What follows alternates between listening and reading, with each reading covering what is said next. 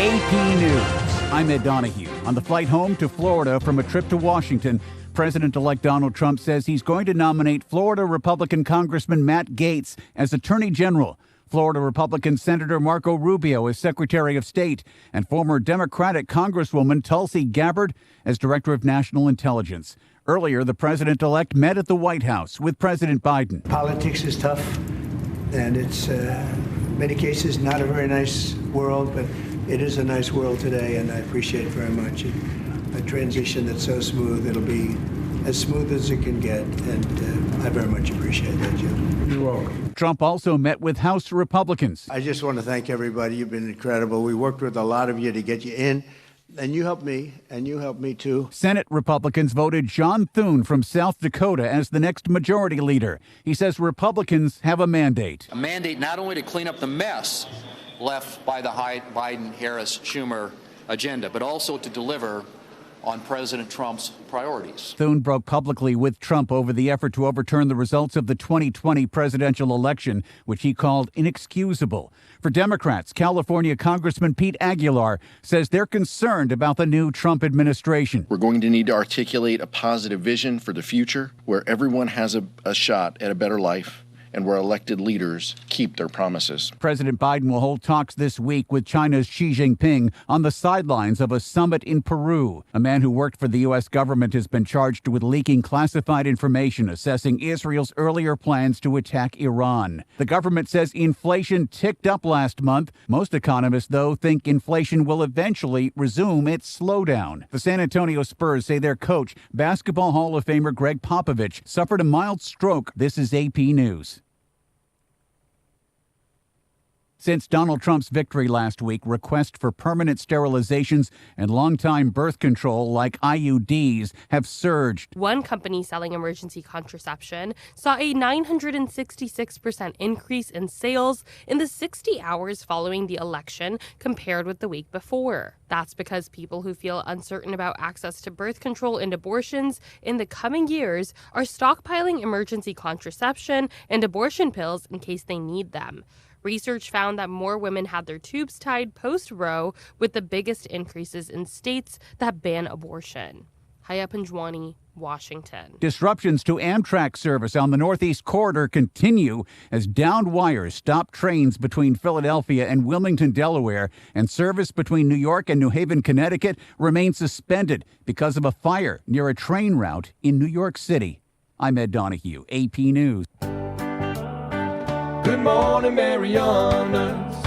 So many things we gotta discuss. Happy day, Tirawamian greetings to Rhoda, Guam, Saipan, and Tinian.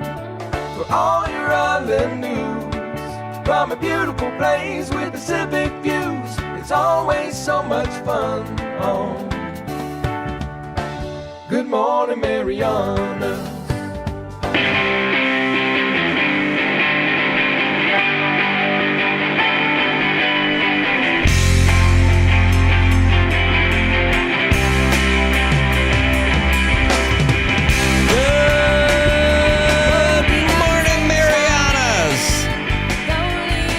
Take a look at that. It's Thursday. It's sunny. It's shiny. It's beautiful outside. It is Saipan. And does it get any better than this? I say no. This is as good as it gets, folks. We are living in paradise every single day, including today, where it's 82 degrees out here in Saipan in November. Yeah. Go live in the Northeast if you want to get cold. I'm okay with this. This is just great. It's 79% humidity out there, so that means it's not even sticky outside. It's a comfortable 82 degrees, and we're going to have a great one today. We got scattered showers and thunderstorms predicted throughout today, but we're looking at partly sunny skies with a high near 87. A nice wind out of the east, 15 to 18 miles per hour. Gusts as high as 24 with a 30% chance of rain. Yep, sure, there's some puddles out there. There's some drizzling. The most important thing, though, is you want to look out for traffic, because traffic out there is a little wild these days. Well, it's a little bit slowing down because this is that time when everybody is on the road. In fact, let's take a look at what we've got for traffic right now as you're trying to make your way. Wow, that music's a little more intense for traffic than I expected. Let's take a look at what we've got out there. Your first look at traffic with this crazy bumping, thumping music we got. Chala Monsignor Martinez, where it meets up with Chala Monsignor Guerrero over there by Shell Dandan, looking a little bit slow. You can see it's slowing down a little bit in San Vicente as people are trying to make their way through. Maybe they're trying to go through at the rate of this bumping, thumping music. It's a little bit more. This is heavier than I thought it was going to be. Hey, but that's all right. That's what we got. That's what traffic's looking like right now. This is that time. A little zoom in. You can see how people are getting closer to the Dandan intersection. It's a little bit crazier, a little bit slower, and same with folks coming down the hill. And now we're going to look over there by Chala Paule Arnold and Chala Monsignor Guerrero, and you can also see where it looks like over at Beach Road, getting a little bit slowed down over there. It's the good news is people who are coming down the hill and taking a right-hand turn, it is green, green, green for you all the way because of that genius who put those little orange cones sticking out of the road over there. So that right turn is just a free-flowing right-hand turn. That's the kind of turn we like. Anyway, if you look over at the guys who could use a genius at that intersection, look at the AK intersection. That thing is miserable, as always, because they've got it down. Well, actually, it looks like it's slowing down a little bit. Hey, not that bad, because it's getting a little bit later, no doubt, because it's all slowed down to one lane trying to take a left-hand turn, and it is a rough one at that. It is a brutal intersection, and there are many levels to it too. Hey, looking over on Back Road, if you're trying to get around East Drive and get around Capitol Hill, it's going to be a little bit more of a challenge as well. But just know that, hey, when it's wet and there's school buses out there, you're just going to have to slow down. Looks like it's slow over by New Sarah Market, Senyu, and Capitol Hill Market. The three big markets over there on Back Road, they're a little backed up over there. Let's take a look over in Garapan where we get down to the tennis courts by Navy Hill intersection. And not too bad. People coming down the hill. It's backing up a little bit by the parking lot to CHCC. What's the second C stand for? Who knows? Nobody knows. Doesn't matter, though.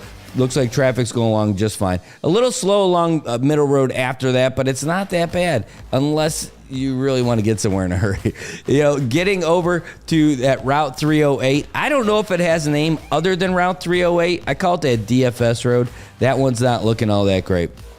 And people who are trying to head north with an F, north, on Middle Road in Garapan, they're going to be a little bit slower than they'd like to be, but that's what happens. If you want to get there sooner, one, be patient. You're going to end up catching up to those guys at the light anyway. And also, you could leave a little bit earlier. Also, here's your little piece of local knowledge. Don't get in that left lane if you're heading north going through Garapan on Middle Road, because somebody inevitably is always going to take a left-hand turn at 99-cent store. It's going to happen. You know it's going to happen. So don't even try it. Just stay in the right-hand lane when you're going by Mija. That's the way to go. That's the way to do it. All right, folks. We are in. It is Good Morning Marianas, and you guys are here with us 7:45 in the morning on this Thursday morning. Thirsty Thursday. And, man, what a great day. I mean, it's been a great start to the day. It was a slow start for us over here because I needed it. I'm laying in bed this morning. I'm like, maybe that birthday did catch up with me. Maybe I'm just going to take it a day off today. I could do that, right? I could just take today off. You just sleep maybe till, like, who knows? No, I can't. It's because of Louisa. What she told Landon Adlet yesterday. The weather stops for no one. And our weatherman shouldn't stop either. There you go. So I got to be here for doing this stuff in the morning, too. Louisa, not all heroes wear capes. All right. We're going to get to, so you already got caught up with what's going on with the Associated Press. So you got the headlines for the United States and around the world as the transition starts to begin for President Trump. He's already naming folks to be on his most trusted advisors for his cabinet. He already met with outgoing President Joe Biden. And, man, I'll tell you, after that debate, I don't know how much he's actually presidenting right now. But at least they met, had the conversations, and we'll see what's going on next. And did you know what today is? And don't sing, it's our anniversary. It's not. But today's November 14th. It is Thursday. And that means it's National Pickle Day. That's right. We actually have pickles here. I bought them thinking I would eat them. Turns out I have not even opened up that jar. But it's National Pickle Day. It's the day when I guess we celebrate cucumbers who just are afraid to go outside. And they're also good swimmers. It was created to help celebrate the pickle as one of the world's favorite fermented foods. Pickles prove to be preposterously popular with people across the country. The number of pickle eaters is projected to proliferate. They're really using as many peas as they can. More than 250 million by 2023. That gives us plenty of pretext to position November as prime pickle time. Oh my God, this guy, alliteration. This is my spirit animal, whoever wrote this thing. That is great. They give the whole thing, it goes all the way back to folks like Cleopatra and Julius Caesar. E2 pickle? No, I don't know. But apparently it's a big deal. Who doesn't love a good pickle? Yes, I know. I like those Bishu pickles. Those are really good too. I mean, you're not supposed to like them, but I like them. They're tasty. I don't know. They don't make them everywhere. You guys got to be lucky to find them at the right place at the right time. And so far, I haven't had one. It's been years. It's been somebody, like people bringing them to the office or something. Or maybe they got lumped in a real good hot lunch or something. So, hey, just to give you guys an idea, there are things going around in the community today. In fact, we're going to be at the Department of Corrections this afternoon because there's going to be a press conference. And I'm going to pull it up here. There's going to be a press conference at Corrections today at 1:30. It's going to mark the completion of the first parole board hearing since the executive order was signed by Governor Palacios. Also an opportunity to get to meet the parole board members and hear about the vision for the new division of parole. So we're looking forward to hearing about all that stuff this afternoon. And it's really going to depend on the signal inside Corrections. If it's not as thick a concrete and I actually have a chance to broadcast it live, I will. If not, I'm going to go ahead and just record the video and show it to you guys later.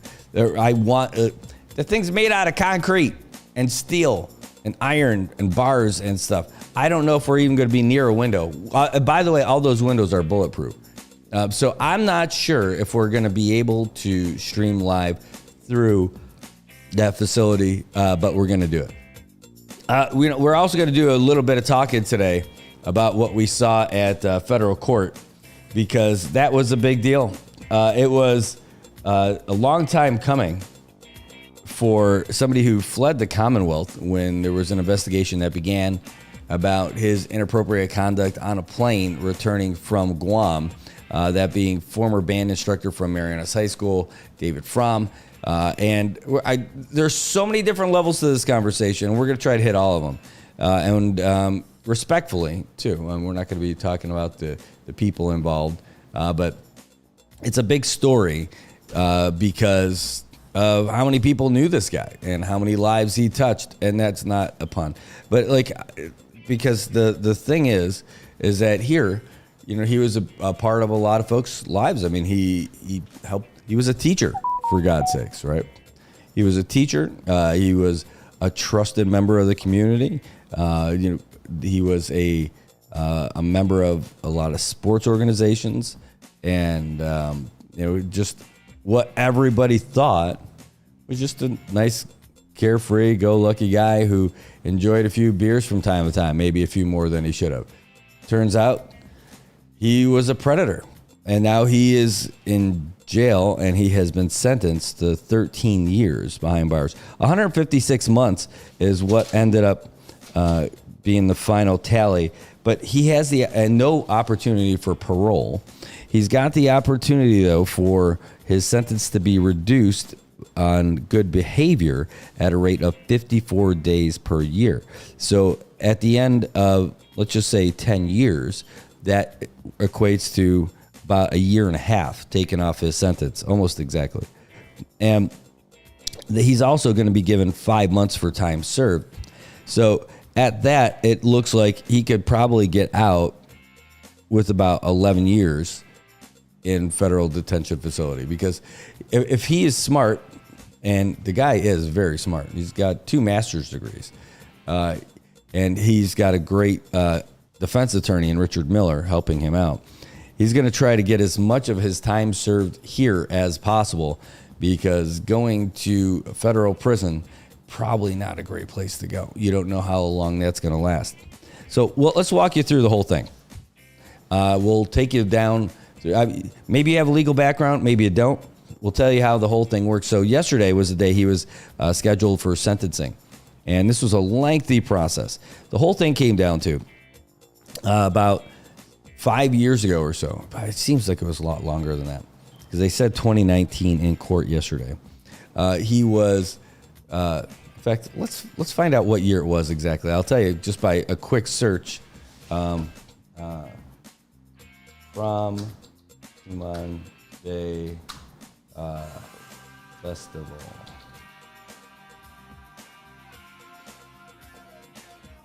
just see if I can find a real quick story. Yeah, it was 2019. So the Marianas High School Band and Reggae Blues went to the Tumon Bay Music Festival, and they each won gold. So, great. What ended up happening, allegedly, he was using his phone to take some inappropriate video of one of the students who was sleeping without their knowledge. And another student caught him doing that. When that was brought to the school's attention, they suspended him pending their investigation.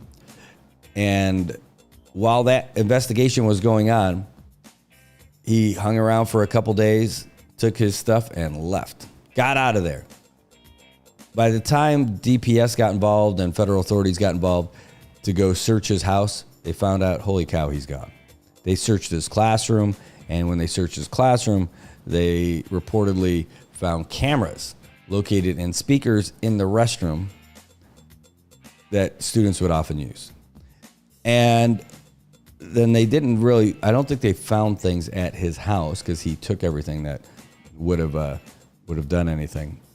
And then that was it. They were never able to serve him any arrest warrant or anything like that because he was gone.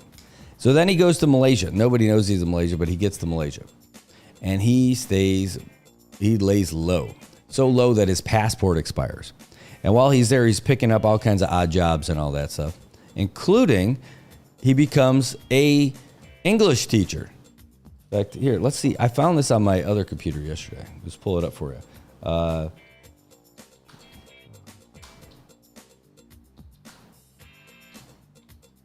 So he's playing music in bars and for tips, presumably.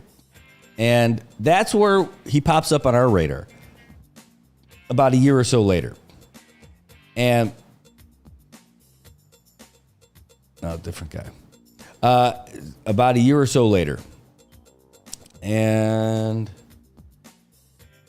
while he's doing all that stuff, somebody takes a picture of him playing, like some random bar goer in Malaysia, and they tag him. They find it, they hear his name, they find his Facebook page, which he hasn't accessed in all those years, and they tag him in it, and all of a sudden, bloop, bloop, bloop, bloop, all these pictures of him start popping up. So it pops up in people's Facebook feeds that he's there in Malaysia. It's like, holy cow. So we find out what he's doing. Now we have a place to start searching for him, and we find out that he's teaching at this school. So we reach out to the school. And by the way, let's take a look right here. Here's his teaching profile on this website, My Private Tutor. And this is how he got this site. Now, I want to tell you how creepy this gets here pretty soon. He registered on this almost to the day, like a year before he got arrested by federal authorities. So he wasn't having any plan of stopping. He was probably getting paid in cash by everybody who was paying him because he was not in the country legally. So anyway, going back to that though, we reach out to that lady who, when we see that he's teaching at that school, tell him, hey, this is what this guy's being pursued for right now. And she's like, holy cow. She ends up getting rid of him. And then he goes off and goes somewhere else. A couple years later, somebody reaches out to me, and then we find out somebody reaches out to me because they become friends with Fromm, and then they've got they have an incident with him where he set up a camera to be set up out in front of their child's room when they came out of the restroom after a shower. Disgusting or awful. I can't. It's hard to say that kind of sense. It's awful. Well, they confront him. He's like, hey, you're right. I'm sorry. I just drank too much or something. He doesn't try to lie his way out of it. At first he does. And so now they're like, well, what the hell do we do? So they reach out to their friend. Their friend just happens to be the lady who ran that other school. She's like, oh my gosh, you have this guy as your friend? Well, let me tell you, call this guy. it was me, because he's got more info. They reach out to us and they ask what they think we should do. We reach out to FBI and say, what do you want? They said, well, how would you normally address it if this is the guy who's contacting you? So we record the conversation. We send it to the FBI. The FBI gets in contact with that lady, and that's where the whole thing starts. So they advise them to go to the authorities in Malaysia. Malaysian authorities pick him up. He gets convicted on overstaying. He gets convicted on child pornography. And then they're already in communication with the FBI. After he gets convicted and all that stuff, he gets no jail time other than the time served.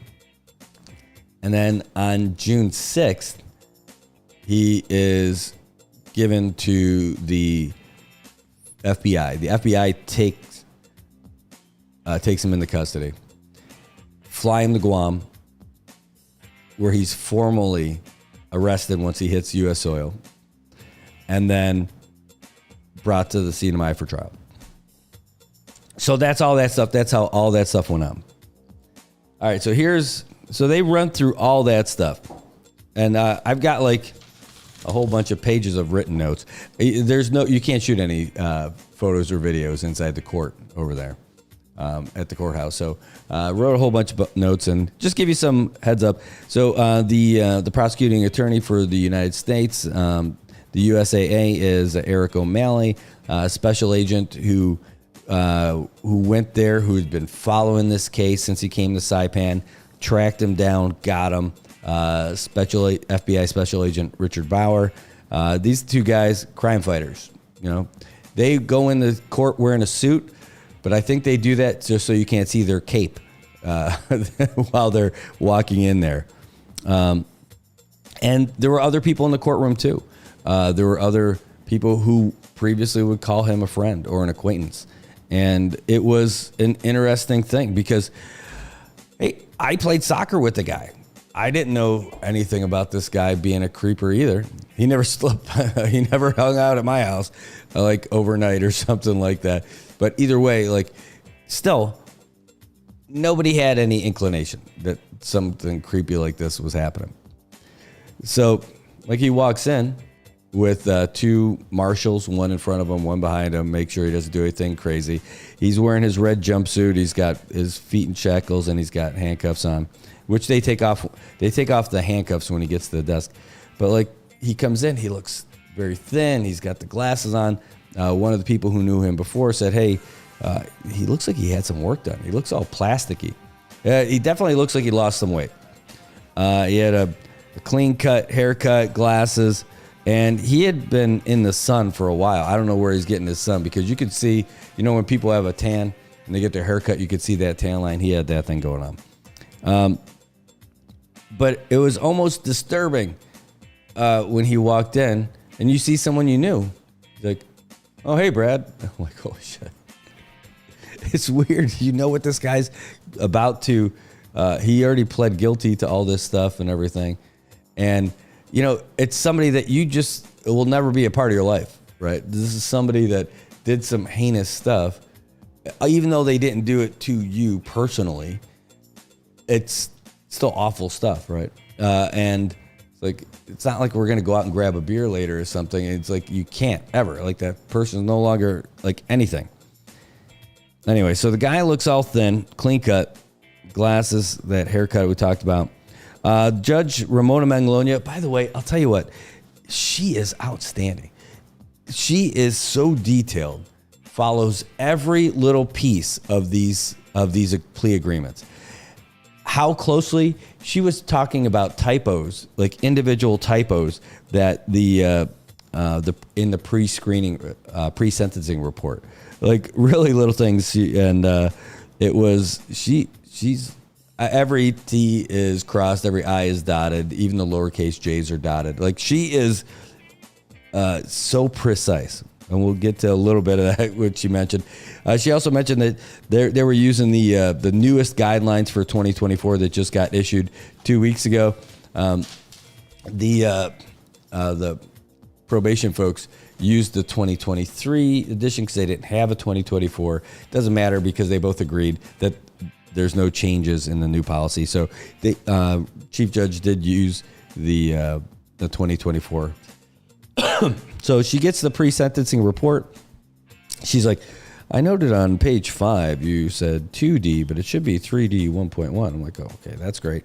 On page 31, or paragraph 31 on page 7, you mentioned the victim impact and noted the defendant's mother, not the victim's mother. Like, so she doesn't just glance over stuff the way you or I might.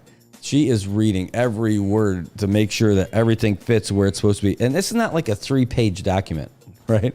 Like, she is reading this whole thing. Anyway, the victim's mother in this case, the victim was an 11-year-old girl. And the mother was on the phone the whole time, and she was able to speak, but she had spoken previously in court.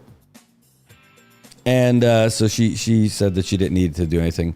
And she'll be able to speak again later on December 19th because there's going to be a restitution hearing. And that at that point, this is going to be a guy who's going to be in jail for a long time and a registered sex offender. It's not like he's going to be able to pay back a whole lot of stuff, but maybe he'll end up picking up some kind of a job in prison doing the prison work. And this will start going to maybe any therapy, any education, any treatment or anything would be, these are costs that would end up being paid for through this kind of restitution. And so one of the things they talked about with the restitution hearing is that the defendant has to be present before the sentencing judge. So that means that he's at least going to be here till December 19th because they're not going to fly him back here for this. So he's going to have to be here for this. So while they figure out all that, while they prepare everything they are for the restitution, they're going to have him here before he heads out. He's at the DOC.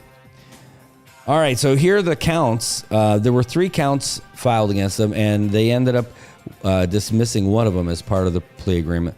First one was attempted sexual exploitation of a child, and the other 2 in the superseding indictment were possession of child pornography, and the third one is engaging in illicit sexual conduct in foreign places. So if you do some bad stuff overseas as an American citizen, even if you get convicted overseas, you also face charges in the United States. So keep that in mind, bad guys.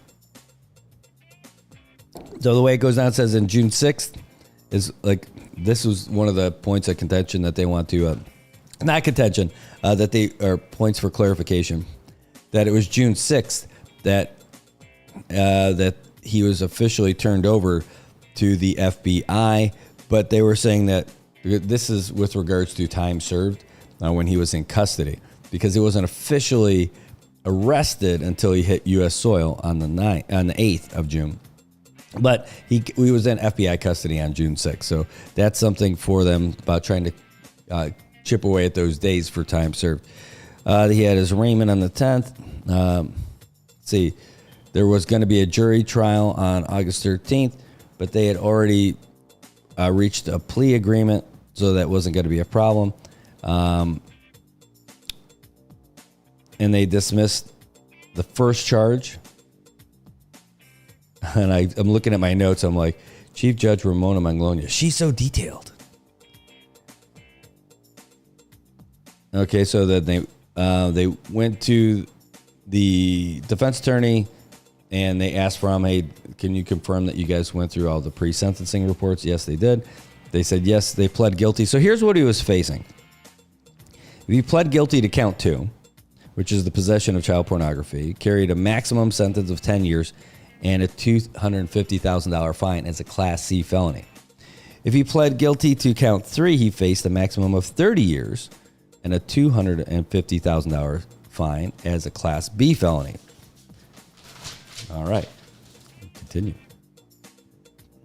So, and in addition to that, he was also facing supervised release after he got out of prison of not less than 5 years, but up to life. Oh, and then here's the big one. A mandatory $100 special assessment fee per count. There's also a possibility of a $5,000 fee because of the crime, but they said he was deemed indigent, so they got rid of all those fees. So count one was dismissed, and that had a mandatory minimum of 15 years. The other two didn't have mandatory minimum. And then they went through doing all the calculations about what the offenses were, the points adjusted based on severity and all that stuff, the calculation. So it came down to a 32, and that's where the total came out to 121 to 151 months in prison. And that she said that her job as the chief judge was to deliver a sentence that was sufficient but not unnecessary. And she also noted that probation was, parole, not an option on this. So as far as that supervised release goes, could have been 5 to life. The defense attorney said he wanted 5 years. He said, hey, that's a minimum 5. That makes sense because after that, he's going to have another 10 years where he's going to be a registered sex offender, so for a total of 15 years for that. And they asked him if if he had any issues with that. He said, no, thank you, Your Honor. And they asked the mom for a comment, and she said she could give a comment, but she didn't think she needed to. Then the United States said that they didn't think 5 years was the appropriate time. They thought it should be a 10-year supervised release based on his pattern of behavior and the predilections that he has admitted to have a difficult time controlling.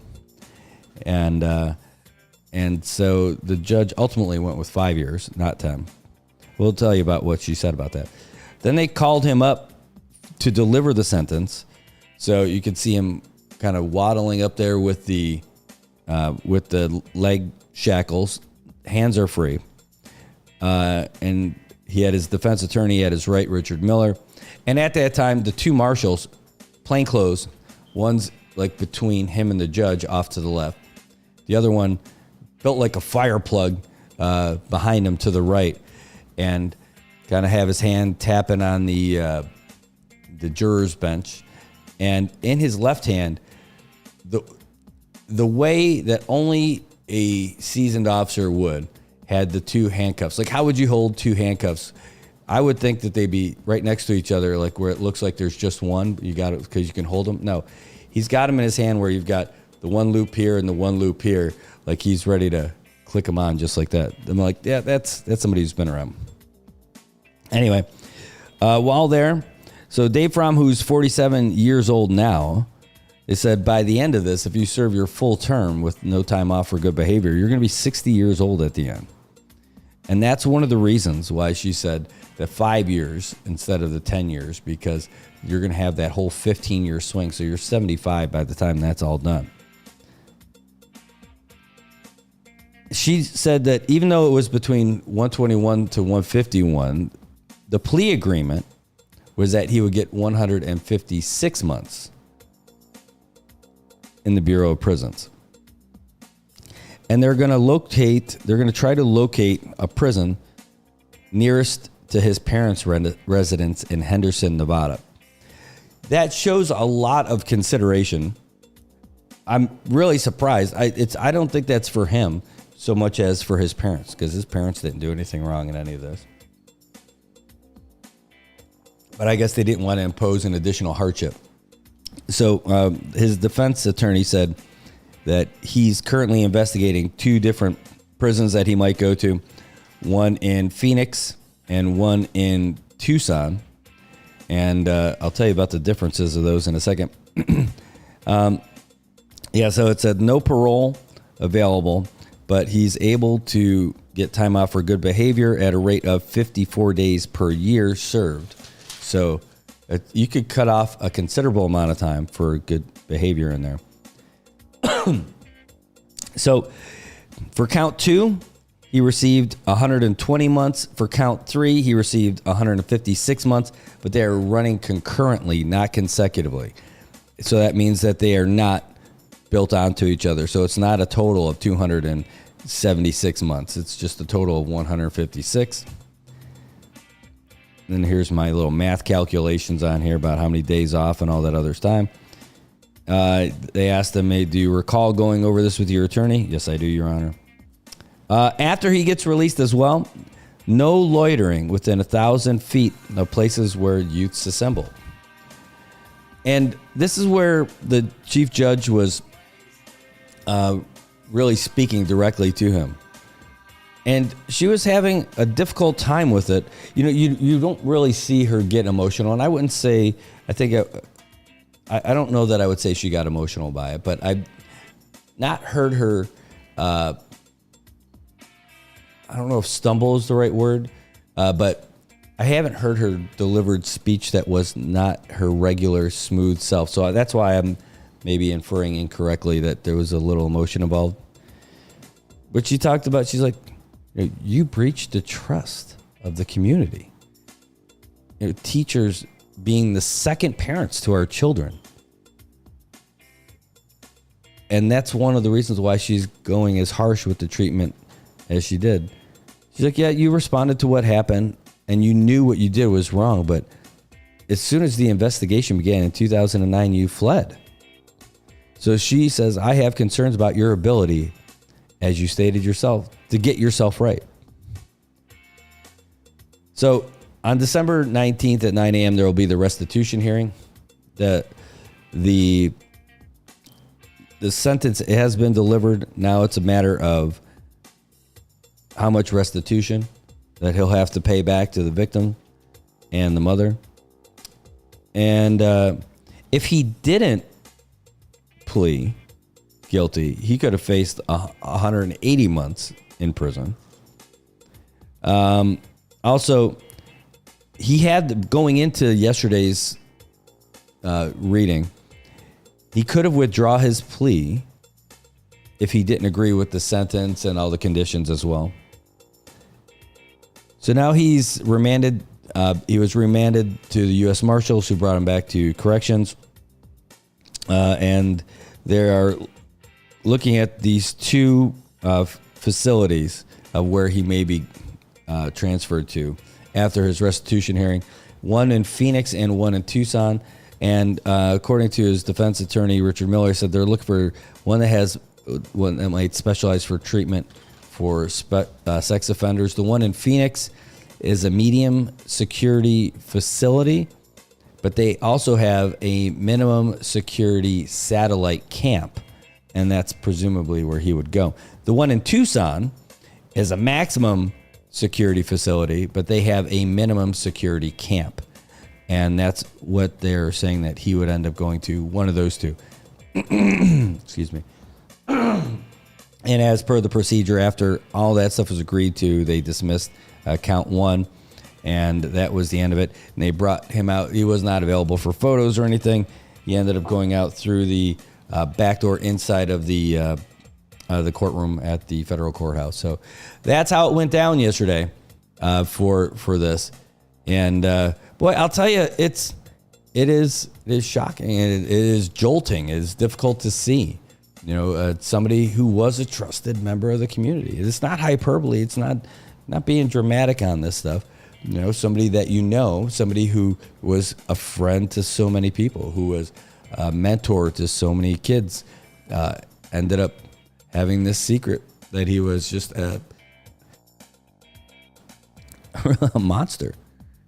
You know, and when you talk to him, the way he presents himself, even in court, doesn't look like some awful person and somebody who would be there's no sign there that says that. It's like those toxic fumes that you can't see or smell, right? You never know what you're getting. That's what this is. It's just somebody who gets his way into a community, gets his way into, and it happened here and it happened there, you know, and presumably it would happen next. And it's not like he showed any signs of slowing down. And that's a problem with people who get into this kind of stuff. You know, that's where they start, you know.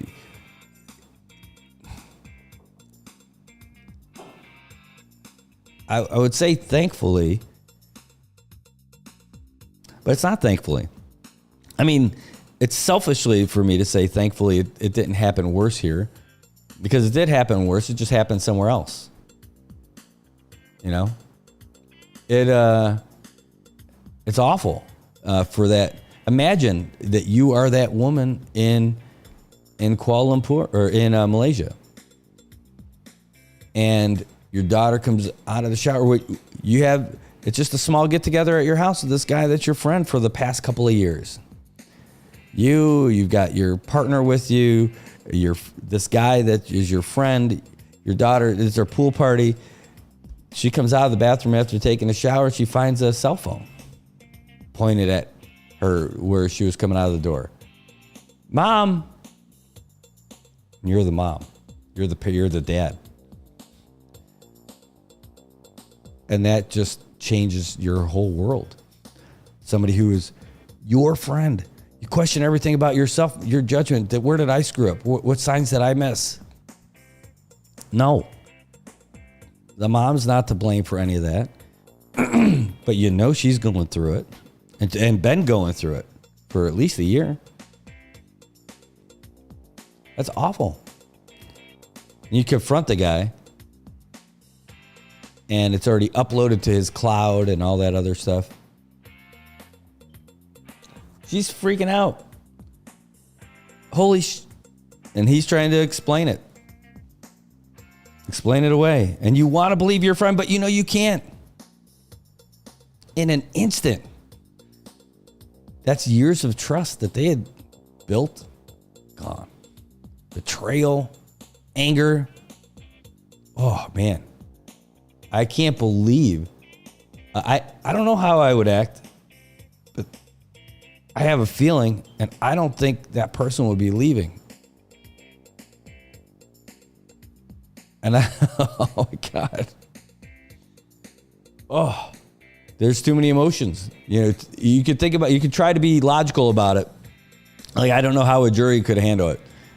You can't even talk to somebody. Like, whatever that person would do, like if her partner was her husband and that girl's father, I think that might have been a little bit different situation, because I would instantly be able to tear a phone book in half. I don't think that there's any chance. Like, it would be unfair for a jury to judge me for what I would do then. And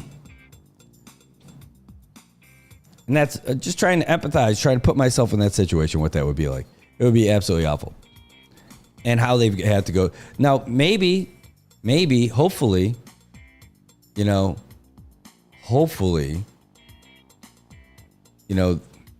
girl wasn't impacted. Hopefully those photos or that video was deleted and it never went anywhere. It's not there's not a bunch of creepy guys around the world who had that kind of stuff.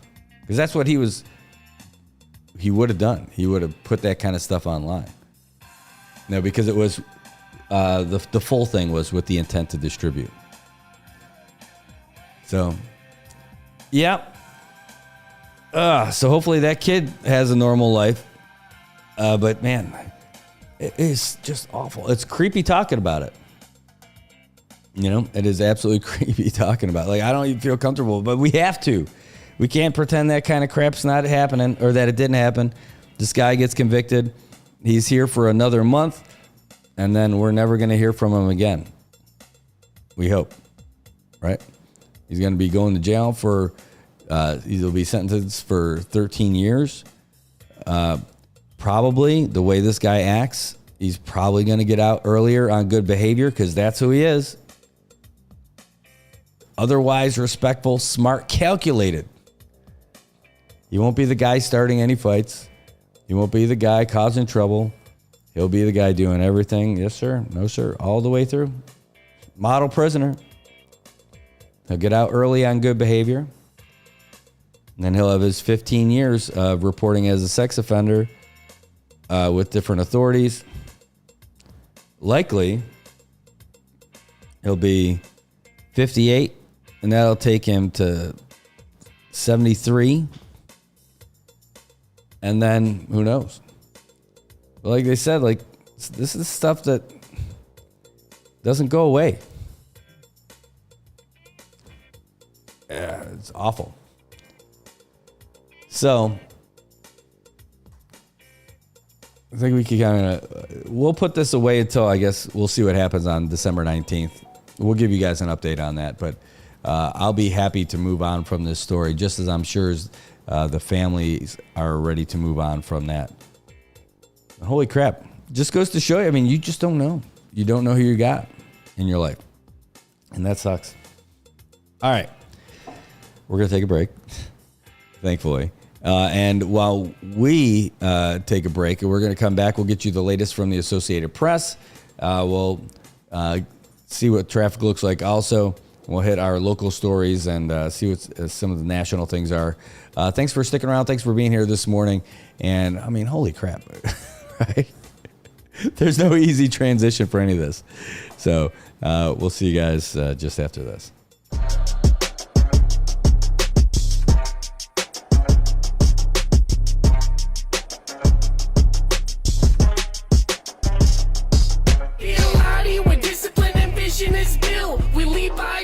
Persistence to build, be the inspiration, they witness the proof. We do what we do by the rules in the book. We be a lottie where discipline and vision is built. We lead by example, persistence to build, be the inspiration, they witness the proof. We do what we do by the rules in the book.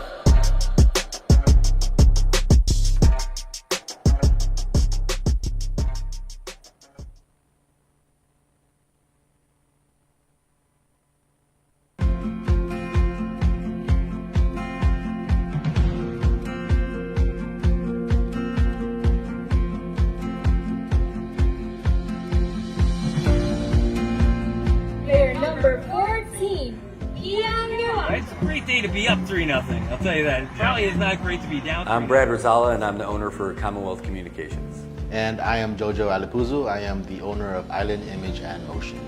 And this is our joint venture, Sideline Studios. This whole concept that we have of doing all these live stream productions and covering news and doing live shows and everything, it wouldn't happen if we didn't have a great partner like IT&E, someone who can handle the bandwidth and provide it and then get us what we need when we need it, and then be a real partner for us for all the events, whether we're doing live sporting events, broadcasts. All of these things happen because of our partnership with IT&E. With IT&E providing us with the fiber and point-to-point and even the MBRs, it's just a great piece of equipment to use when we're broadcasting our sports, our events, our performances, especially our cultural performances. And it's just great to share our culture here in the Marianas with the world. And IT&E has been there from the get-go. The thing I like best about working with IT&E is how willing they are to come out and find a solution. Even for Liberation Day, we thought we had a pretty good solution for our live stream setup, and it turns out that we did not have the right setup that we thought we needed. That day, just before the parade, reached out to Paul and said, here's our situation. What do you think? He's like, we're gonna figure this out. While he's sitting there barbecuing, getting ready for the parade to start, he starts burning up the phone lines, calling everybody in IT&E, what can we do, what's the right solution? They left their families to do this stuff and get us the equipment that we needed to broadcast live. That's over and above. That's on a holiday. That's when he was out there spending time with his family. That's why IT&E is just the best, just really in touch with the people and the community. I recommend IT&E to everybody. Tell them the options are there, and you can choose whoever you want and then figure out what you think is the best. But when you're ready, when you're tired of having your calls disconnected or not having service, then you reach out to the guys from IT&E.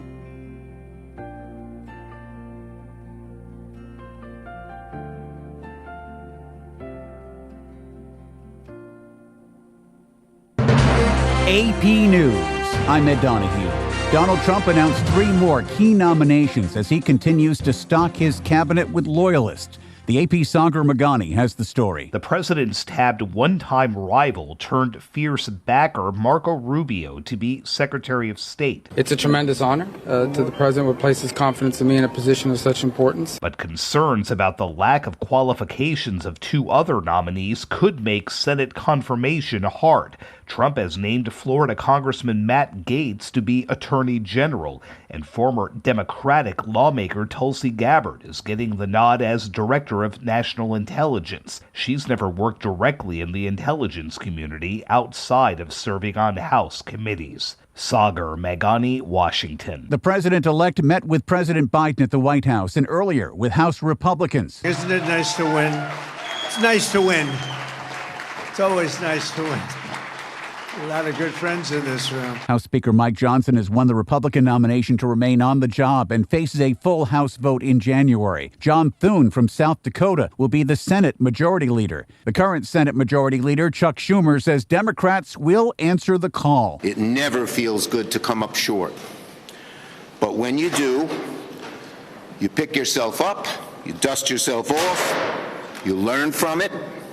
And that's exactly what we intend to do. This is going to be a period of learning for our caucus. The White House says President Biden will hold talks Saturday with China's Xi Jinping on the sidelines of an international summit in Peru. The CDC says at least 104 people have gotten sick in 14 states, with 34 going to hospitals, and an outbreak of E. coli food poisoning linked to onions served on McDonald's quarter-pounder hamburgers. One person died in Colorado. Stocks finished mixed. The Dow up 47 points. This is AP News.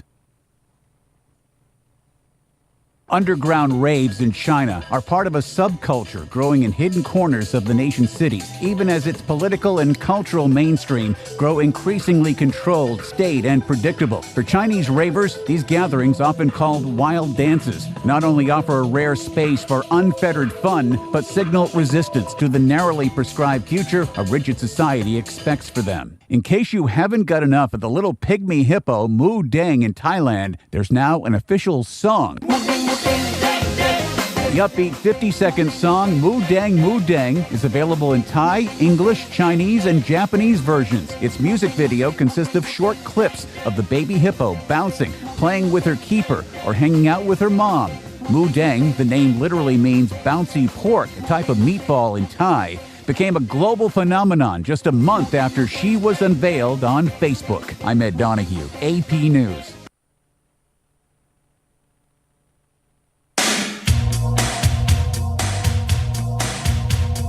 I want to find this Moo Dang song now because that sounds so too good to be true. Oh, I found it. Come on, that can't really be it. No, this is it. Oh my God. All right, well, I did find it. Just coming off the heels of this. Hold on, let me find out how bad this thing is. Give my little Moo Dang. Okay, that is not it. But there's got to be another one. I love it. But that's a good version. This little pygmy hippo. No, it's not me, you jerk. Just kidding. Hey, that's hilarious. Hey, I'm getting there, though. No doubt about it. Hey, it's really great to see you guys this morning. A lot of stuff that we're going to get to today. Thanks so much to all you guys for tuning in today as we get down to more of what's happening here in the Marianas. And now we're going to get to some of the things that are a little bit closer to home and a little less heavy. I mean, it's not the lightest lift, but it's a lot less heavy than what we were talking about in the first hour. No need to recap. All right. So anyway, let's get down to it. This is one of the things that was in the paper today, but it's an ongoing issue. I listened to the folks who are in Garapan. We have these conversations, but it's not just Garapan, but the folks can move now. That's for sure. There's folks from DPS at the house saying, hey, we got some trouble with some homeless folks in Garapan area. Truth is, it's not just Garapan. It is a little bit of everywhere. And you see the same people all over. It's the same group. And they're able to get around now because we have some excellent public transportation. And they're able to get from the places where they apparently weren't getting enough money to now getting to the places where more people gather so they can ask more people for them. The same guy, who's typically in the South, like CK area, Chalumpiao, and a little Susupi. Now you see him in Garapan a lot now too. Same thing. Oh man, I'll tell you what. You start with somebody who's got a big heart, and you can really lose it really quick with this guy in particular. But they're getting around asking for everything, and in Garapan it's starting to get even worse. And it makes you wonder, what do we need to do, or what's the right way to address it? We're a caring community. We care about people. We don't just kick them to the curb or anything like that. But what do you do when you've got a population of folks who's just really starting to now just bother people? That's terrible, Brad. How can you say they're bothering people? They have nothing. Okay. Is that the real case, though? You've got people who are otherwise healthy walking around in our tourist areas, and something should be done. I don't know what the right answer is to it. I'm walking that line between wanting a solution and also wanting to be a nice, warm, compassionate person too, right? You got the one guy whose ass is hanging out of his pants every time he's walking up and down the road, right?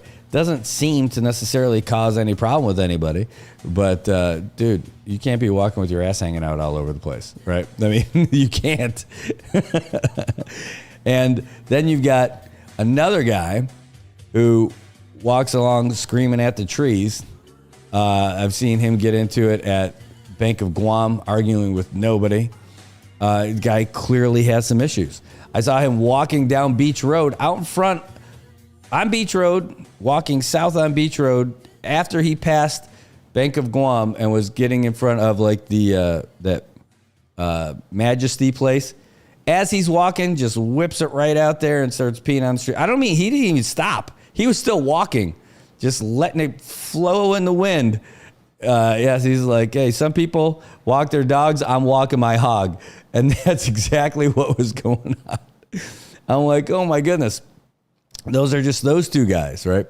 Now there's another guy, and I'm hearing their names now because these folks who could really use some help are now becoming more of a nuisance, as they use in the paper, becoming a nuisance. And the people who, the business community that they're dealing with is learning their names and dealing with them all the time.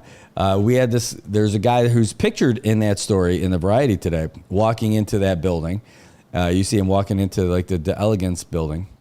And that guy walks around now. They wanted to get him trespassed for the whole Garapan area over by like Godfather's, Johnny's, Cheers, and Safe House area. They just don't want him there anywhere because he just bothers everybody. I'll tell you a story about that. We went to a fundraising event on the beach, and the guy asked for some food or something. People gave him some food, and at first he's like, then he asked for some drinks, and then he's like, wow, you only give it to the white people? So all the local guys got all over him for that one. And then he started going into my cooler. Like, I'm like, what? Not even like a regular cooler. It was a bag, one of those bag coolers. I had my back turned. I didn't even see it. You would think I would like to think that I'm on top of that stuff all the time, that I would have seen. I didn't. Luckily, one of my friends caught it because I probably would have been a little bit more upset if I had seen it. But like, all right, dude, you can't go creeping into people's stuff. That's way too. You're being a thief at that point. It's not like you're looking for a loaf of bread, right? Offered you some food. All right, you don't go creeping in people's bags. But he is the same guy who grabbed a rebar and broke the front window at Godfather's one night. I guess the guy's name's Omar. And guy, I mean, I don't know if he's homeless. I don't know if he has a home. I think that the homeless is just a blanket term that they're using for these folks. There's also, it used to be a big community over there by the post office. You'd see like how there's that one little World War II era, the ruins of some World War II era building that folks were squatting in. That's not the case anymore. I don't know what turn of events that happened, but you'd see like gradually more and more filth would accumulate there, like old mattresses and old cars, and then like all kinds of stuff all over the place. And eventually something changed that. I don't know how that changed. And then there were kids there, like children. Like, how are children growing up in that stuff? It's just awful. Like, not giving those kids a chance at life. And then you got that other guy, Mike, I don't want to say his last name because I'm not sure. It's one of two names. I can't remember. The guy who's the Chalampiao guy, the CK guy, he's in this story too. You see him. He's the guy in that story that's got the backpack on walking away from the camera. He's got the same story. He's been telling the same story for years. Please, my daughter's sick. My grandma's sick. We haven't eaten in 3 days and all this other stuff. Well, it's the same story. And I'm like, all right. When I first heard it, my heart's open. I'm like, all right. So he's like, I need $25 because I can't get the ID card from the mayor's office. And then I'm like, all right. So how about this? I'm not going to give you $25, but I'll go down to the mayor's office and help you get your ID card. He's like, no. Then they said I need to have my social security card, but I can't find my social security card. Talks like just that fast. I ended up going to the mayor and saying, Mayor, and he's like, no, don't help that guy. He's scamming you. He's got social security benefits. They had a place. They're fine. He's just doing this. I'm like, oh, man, sounds bad. I'm like, all right, well, at least I'll get him food. So he asked me one day, he's like, can you get us some food? So I got him some food. And I see the side eye going on with the lady at the store. So I get him some rice, a whole bunch of stuff. And then I go into the store the next day, same store, just to pick something up in CK. She's like, you know that guy you got the food for yesterday? Yeah. He came back in here and sold the food back. And I was thinking, well, why'd you buy it back? But, hey, it's business, right? She's not running a charity.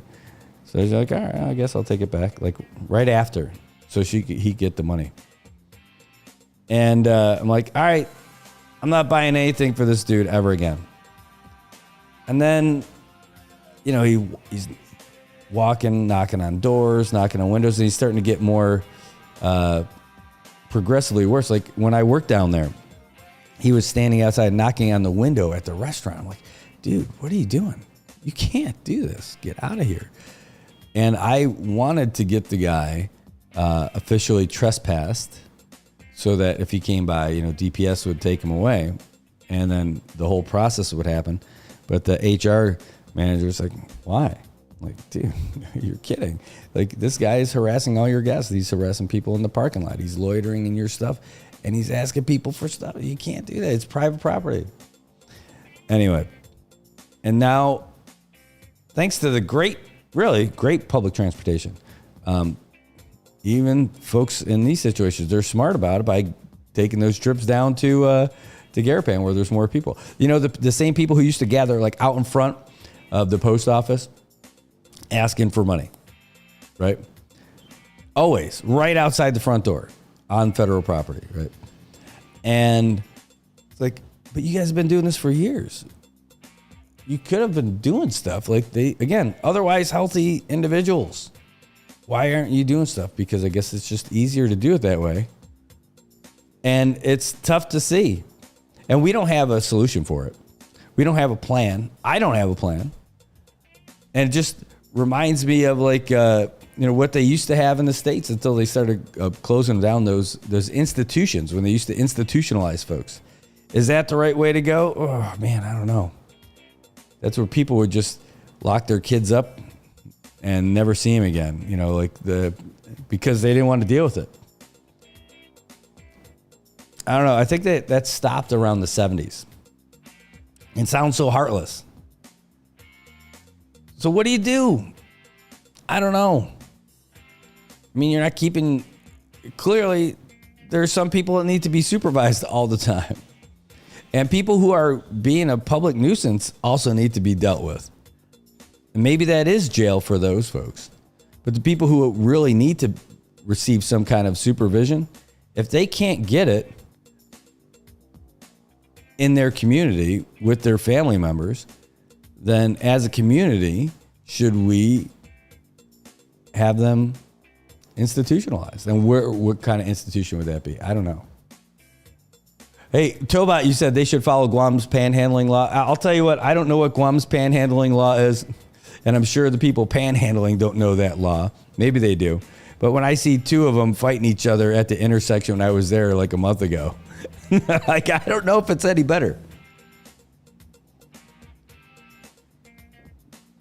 I was thinking about this. I've been thinking about this for a long time, actually. And thinking about it more, I was thinking about it for the States, not so much here, because it's such a small thing here. Like here, maybe we need like a small pod for people, like the perennial people who are all cracked out in Garapam. You know, and you know them, you've seen them. You might not know their names, but you've seen their faces. You've seen them arguing with themselves walking down the street. I don't know the answer to it. I don't know what the right way to do it, where you can, how you treat people with dignity and respect, and how do you bridge that gap, and where's the line? Where do you draw it? I don't know, and I don't know that anybody has a plan for that. But there's got to be a line. And there's got to be a way to deal with that situation properly. Not just be that guy, BJ Bigglesworth. Oh, take that rubble away from me. No. And you're also not going to be locked him up. Like, no. What's the right way for this as a community? I wonder how our community feels about this. Right? I wonder how the community feels about it. You know, you don't want to just be that heartless person, but also you don't want people loitering around like that, chasing away your tourists. You don't want them, you don't want to have people like that bother you all the time at the certain locations, right? And also, it's not just locking up poor people, right? I mean, it's trying to find a way to help people who have some people just probably have some mental issues as well, that they are not getting treatment for, or they aren't, or they require some sort of supervision. And maybe that's it. But at least for the people who are trespassing or actually bothering people, being a public nuisance, there could be a place for them in corrections. Get them picked up. One of the solutions is maybe an increased police presence in those areas. Well, they're going to go somewhere. Where are they going to go? I don't know. Does that take them to the village? I don't know. It's not a crime to not have a house, but it is a crime to interfere with other people's pursuit of life and liberty and happiness. So where do we go from there? I don't know. And then you always know when the new folks come out. Maybe I wonder how many people are buying tickets for other people to go other places. Like how they get to Saipan in the first place. Some of these guys are from here. I remember there's a group of folks from FSM who were here. But there's a bunch of folks coming from the States. Over the years, so many people from the States. And I heard the stories. Well, in the winter, some of the states would buy tickets. Denver apparently was one of them. Send people to Hawaii. And after a while, people in Hawaii were sending people to Guam. And after a while, people from Guam were sending them here. So, like, where do they go? But then they vanish. Where do they go? How many of these homeless type folks that we have seen that have just completely just fallen off the radar? Where did they go and how did they get there? Asking for $1.50 here and there probably didn't get them a plane ticket to their next destination. Right? You would get those guys who just sit out there out in front of Payless. Get the guys who are out there by the post office. Now you see those same people who are the post office folks hanging out by that Paris bakery, right on that corner, right at the bus stop, right there, waiting for people to get off the bus and ask them for stuff right there. I don't know. I think the easy solution is to have them picked up. But that's only if you're drinking, you're drugged out, and you're causing trouble. But for the people who legitimately need some kind of care, I don't know what's available to them. And releasing them to the streets is not good. It doesn't help anybody. You know, safety of the community should be first. compassion is important as well. So there's got to be a way of doing both. I just don't know what it is. But it's a big enough issue where they brought it to Capitol Hill. And hopefully they're going to start dealing with that. But I know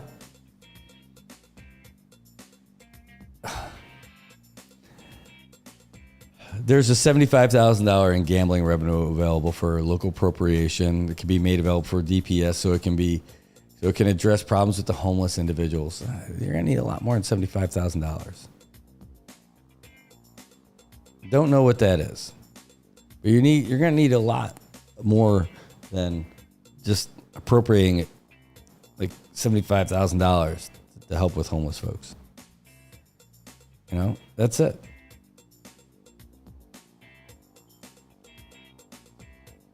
Let's see what we got. I'm going through sorry guys, I missed some of your comments of going in here. You don't see them there. I said one guy came with a group of friends and stayed for a while after a typhoon U2 hit. He ended up left behind and his friends left. He didn't want to go back to the U.S. because his family had forced into mental asylum and was legally induced with drugs. He was trying to get to Rota to live off the land. I don't know where he is now. His name's John Ong from California. This guy says, I remember him. He said he roamed Garapan and was nicknamed Wonder Boy because he was just wandering around. Jeez. Yeah, I don't know that guy. I definitely don't know that guy. But I mean, like that. There's a bunch of different issues. Like I met these guys. Like when I see them outside the store, I bought people food. Like the Coast Ryan folks who were over there by the post office. Like they had asked for money. I said no, but I would go to around the corner to Subway and I get them like a 6-inch sub with an apple and a drink. You know, if I had the money to do it, I would. But again, I didn't want to give people just money, and you don't know where it's going to go. And then if I got people like staples and stuff like that, I don't know where stapled foods they can hang on to. I don't know what their ability is to lug stuff around and where they're going to bring it. Just give them something they can eat right there. And then like that seems like the right thing to do. I felt good about it, and I didn't think it was too much, and I didn't think it was an abuse or a problem. Like that's doing the right thing.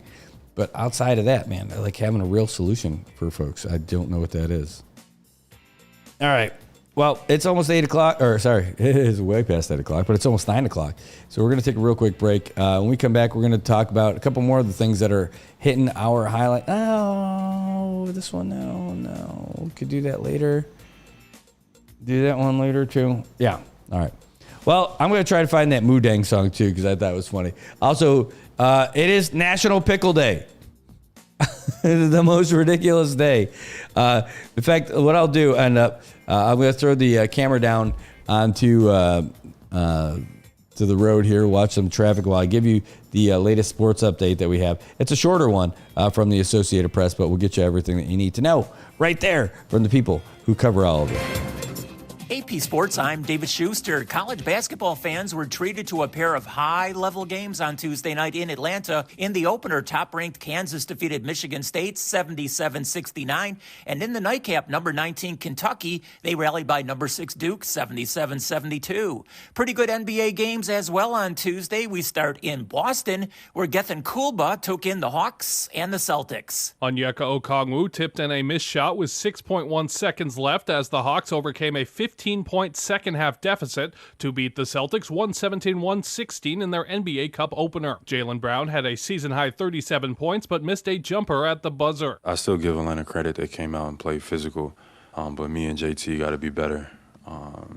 We had 20 turnovers as a team. Dyson Daniels scored a career-high 28 points, and Jalen Johnson had a triple-double with 18 points, 13 rebounds, and 10 assists. Atlanta snapped a 2-game losing streak despite playing without star Trae Young. The defending NBA champions had a 2-game winning streak snapped and lost for just the third time this season. From Boston, we move to the Midwest, Milwaukee to be exact, where Chuck Freeman was courtside for the Bucks and the Toronto Raptors. The shorthanded Bucks leaned on several others besides Giannis Antetokounmpo to beat the 2-10 Raptors 99-85. Antetokounmpo had 23 points. Bobby Portis had 17 off the bench, and 3 other players were in double figures. The team was missing Damian Lillard, who was in concussion protocol. Portis says the reserves played a huge role in the win. Obviously, to start the year, it might have been funky for him, but it's a long year, long 82-game stretch, so everybody's going to get opportunity at some point, and I want to shout out those guys for just staying ready. I watched how hard they work, how much work they put in, how much they care. By early fourth quarter, the Bucks pushed their lead to 21, winning for only the third time in 11 games. Grady Dick had 32 in the loss for the Raptors. Elsewhere, Klay Thompson's first game back at Golden State was not to be, as Steph Curry scored 37 points, with the Warriors beating the Mavericks 120-117. Other games, Detroit a 123-121 overtime winner over Miami. Orlando down Charlotte 114-89. New York over Philadelphia 111-89. Phoenix down Utah 120-112. And Portland over Minnesota 122-108. To the NHL, and the hottest team on skates continues to be the Winnipeg Jets, as our Mike Mancuso explains. The Winnipeg Jets became the first team in NHL history to begin a season with 15 wins in their first 16 games after a 6-3 win over the Rangers. Kyle Connor paced a potent attack with 2 goals and an assist. We know what we're doing, but we don't take too much stock in it. It's move on to the next one. It's how can we improve? How can we be better? I think that's what made us successful. There's still areas we can work on. We won 15 here, but I just think that speaks to the leadership, not getting comfortable. Still a lot of season left. Mark Scheifele also scored twice against Igor Shesterkin as the Jets capitalized on several turnovers with 2 goals in the second and 3 in the third. The Rangers chased deficits most of the night against Connor Hellebuck, who made 34 saves. Other games Tuesday night, Ottawa 3-0 over Toronto, New Jersey 4-1 over Florida, Boston 3, St. Louis 2, Edmonton 4-3 over the Islanders, Seattle 5 and Columbus 2, and Vancouver over Calgary 3-1. Coming up, pro and college football news and baseball news as well. Lots of off-the-field NFL news from Tuesday. Gethin Kulba is back with some of that. Cowboys quarterback Dak Prescott has decided on season-ending surgery for his torn hamstring. Owner Jerry Jones says Prescott will have the surgery Wednesday in New York. Prescott was injured in a 27-21 loss in Atlanta on November 3rd. Elsewhere, 49ers cornerback Deommodore Lenoir has agreed to a 5-year, $92 million extension. Lenoir was drafted in the 5th round in 2021 out of Oregon and became a starter in his second season. He has 6 career interceptions and 23 passes defensed in 56 games. And also, the Chicago Bears fired their offensive coordinator, Shane Waldron. College football, here's the latest top 5 bowl rankings. Oregon, followed by Ohio State, Texas, Penn State, and Indiana. And baseball news, Tropicana Field in Tampa will not be ready for the 2025 season due to recent hurricane damage, so the Rays have a decision to make on where to play their home games next season. I'm David Schuster, AP Sports. All right, everybody. That was the sports update from the Associated Press. And we've got some other great things to talk about with some people who are doing some great stuff out there in the community. In fact, they were recognized not just locally, they were recognized regionally. And a couple of names that you're going to know that we get to celebrate a little bit, because folks from Saipan are part of Guam Business Magazine's 2024 40 Under 40. And I get to work with one of them all the time. She's the executive director from the Saipan Chamber of Commerce, Kimberly Camacho. She is a superstar. I'm telling you, she does so much for the Chamber of Commerce. And I get to talk to her all the time. I'm one of the board members with them, but you see how much work that she puts in, her and her team, getting things done for the Chamber and for our local community, putting together all kinds of events, running that whole business of the Chamber itself. And she was recognized regionally for it. In fact, she wasn't just named as one of the people who are 40 under 40. She was honored with the Community Spirit Award. How cool is that? But she's not the only one. No, the Industry Influential Award ended up going to Joe Azuzu Jr. from here. He's the vice president and owner of McDonald's Guam and Saipan. How cool is that? Also, May Azuzu Glenn. She's the vice president of RJ Corp and RJ Guam. And Ashley Azuzu, who's the executive assistant to the vice president of McDonald's Guam and Saipan. Pretty cool. How about Mr. Tupuk Cane Juice, Cameron Atalig, also the Brand Innovator Award, the vice president and general manager of Tupuk Cane Juice. That is pretty cool. So congrats to you guys for representing the CNMI great. The thing that Joe Azuzu should also receive another award for Comeback Hair of the Year. As somebody who pays attention to people's hair and their lack of it, mostly those people are in the mirror. But man, that guy all of a sudden is like Bruno Mars hair.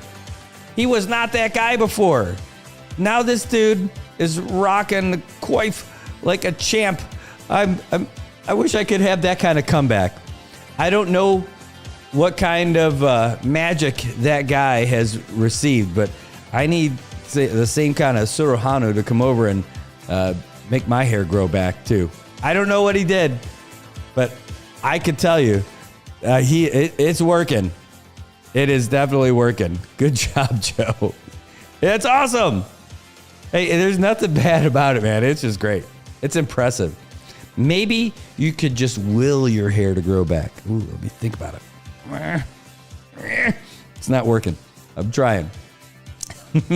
Say some things you just got to be cool with, and you gotta react. Hey, speaking of the Saipan Chamber, general membership meeting was yesterday, and there are new board members involved. Well, okay, maybe not new. Same board members, different positions. That part's going to be coming up soon too, because right now we had the election. Kevin McHale from Docomo Pacific, he decided not to run again, but another person from Docomo Pacific did run, and that is Nicole Balta. She was elected again to the Chamber of Commerce Board. So congratulations. Also making their way back to the board, Velma Plashis from IT&E, Joe Guerrero from Naked Fish, Ron Smith from Angol Design, Janice Tenorio from IT&E, Alex Sablon from Tan Holdings, and then we still have Josh Wise and myself, and that rounds out the board of directors for the Saipan Chamber of Commerce. There will be a vote within the board members to see who gets what position, and I can't see there being much change on the officer position, but I think it's pretty much going to be about the same stuff. So, but the good news is that Nicole's back in there, and she is just sharp as a tack. We'll look forward to seeing her more often at the meetings, and hopefully maybe chairing a committee or two. That'd be pretty cool. Anyway, yesterday we also had Shana Babalta from Mango, the Marianas Alliance from non-governmental organizations, give a presentation. Wow, man, she's just great.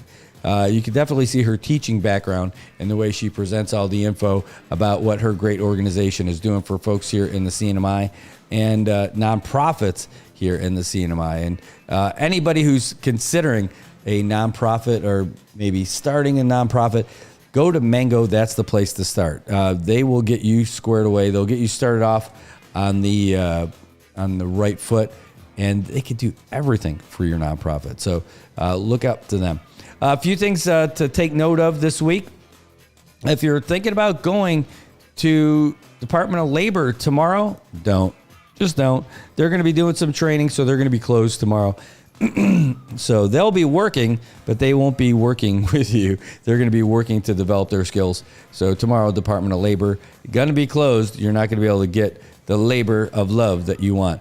Also, other cool things that are happening this weekend, Saturday, the Department of Public Works Energy Division is going to be giving out all kinds of cool stuff. They've got part of their awareness campaign for their energy efficiency, and they're going to be giving out portable solar-powered LED lights.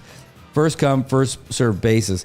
I guess that pretty much means that people are going to start lining up tonight because that's how usually that works. Starts at 8 a.m. It's over by the Koblerville Youth Center, and it's going to start at 8 a.m. and it's going to go until supplies run out. Pretty cool. There's a little map that explains how the traffic flow is going to go. I'll show it to you real quick. Bum, bum, bum. Where's my share screen? That's it. Kapow.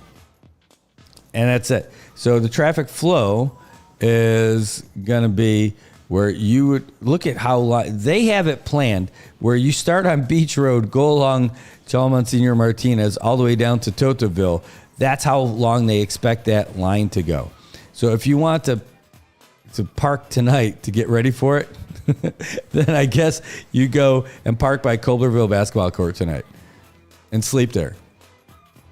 And you'll be first in line. There might be someone there now. Who knows? No, it starts on Saturday. Today would be a little overkill. But at least now you know. You want to get your free solar lights. I mean, that sounds like fun. It sounds like cool to have. Hey, something else that's cool that's happening. It starts today. The folks from Homeland Security Emergency Management are going to be doing this great cybersecurity workshop. They're going to be doing this. It's an exercise, excuse me, a tabletop exercise where basically they work out all the plans in case we lose communications here. It happened 2015, if you don't remember it, when we had the cable cut. So this is going to be where they practice what happens if we lose our communication. What happens if the Chinese take out our communication? Well, that's going to be it. So that's happening today. It's going to happen today and tomorrow, and then it's going to happen next week as well. It's a 4-day exercise, and it's going to be good stuff. A big tabletop thing happening over there at Saipan World Resort. Now, for folks in Tinian, this doesn't happen a whole lot. But folks in Tinian going to be losing some water tomorrow, and they're not used to that. A little trickling going to be happening. It's going to be Saturday from 8 a.m. to 11 a.m. I don't know if it's better if you do it on the weekends or if you do it during the week, but it's happening on Saturday morning at 8 a.m. And it's going to happen in San Jose Village and some of the subdivisions. But they're going to do it because they're going to be putting in a new 2-inch water meter. And in the meantime, you're going to be out of luck. If you want to get some more information and you want to call CUC, give them a ring at 660-236-4333. Or you can contact the customer service number at 664-4282. That's 664-4CUC. All right, is there anything else that we want to get you before we get you out here? I'll tell you what, I will get you guys the latest. The 9 o'clock update just came in from the Associated Press, so we'll get to that. And I think we covered just about everything else today. The main thing was the heavy stuff. Again, I see Island Girl, I know, or Isabella. They're like, this is way too heavy for my morning. I know that stuff. We had to talk about it. Like, that was our news. That was our big thing after covering that big deal. We'll be back again this afternoon. Again, if the signal's good from where we're going to have this press conference at Corrections, then we will broadcast it live to you to talk about how their new division of parole is there. In the meantime, we're going to send you guys out with the latest from the Associated Press. Thanks for tuning in, and look forward to seeing you guys tomorrow morning for another edition of Good Morning Marianas. Thanks for being here. Thanks for your support, and we'll see you guys later. AP News, I'm Ben Thomas. President-elect Trump made a triumphant return to Washington today. Saka Magani has our report. Welcome. Thank you. Here at the White House, an Oval Office handshake. Donald, congratulations. Thank you. President Biden greeting his predecessor turned successor and pledging a smooth transition. Politics is tough, and it's in many cases not a very nice world, but it is a nice world today, and I appreciate it very much. Earlier on Capitol Hill, the 47th President of the United States. Trump got a standing ovation from House Republicans. Isn't it nice to win? It's nice to win.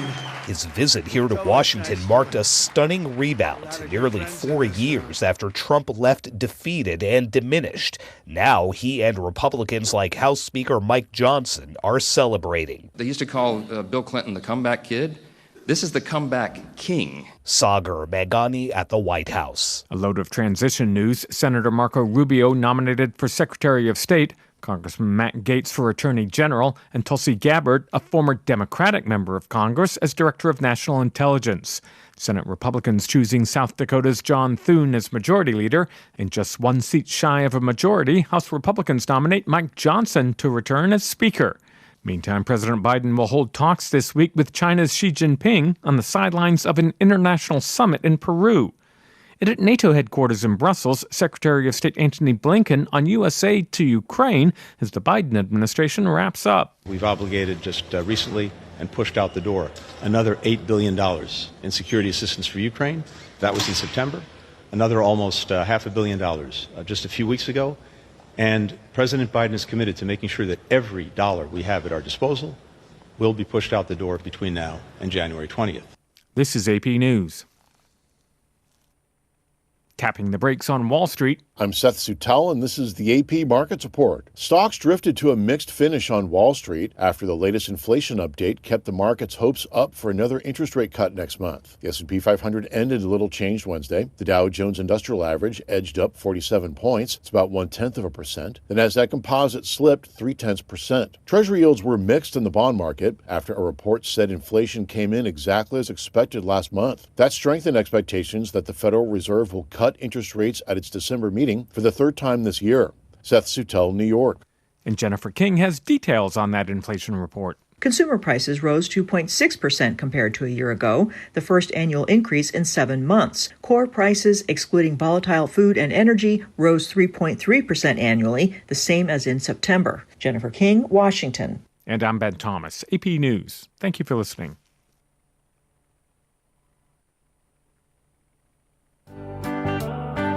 Good morning, Marianas. So many things we gotta discuss.